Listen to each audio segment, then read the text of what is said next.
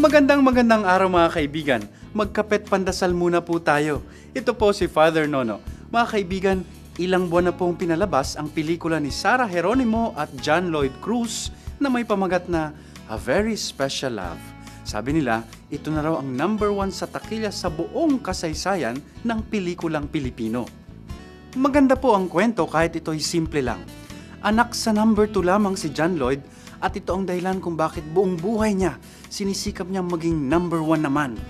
Pagod galit na siya na maging pangalawa lamang.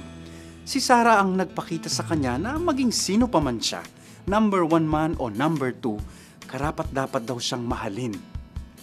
Pero may isa pong eksena sa sine na maganda talaga, yung engkwentro sa pagitan ni Lloyd at ng kanyang ama. Ipinahayag ni John sa ama na pagod na siya sa paghahabol sa pag-ibig ng ama. Subalit ang tugon naman ng ama, matagal na niyang mahal ito. Subalit hindi ni Lloyd maramdaman ang pag-ibig nito dahil punong-puno ng galit ang puso ng anak. Wow! Napakatotoo po!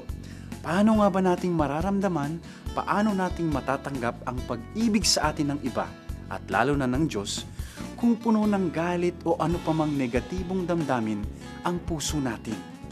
We have to empty ourselves, ani nga nila, so that God can come in and fill us with His love and presence.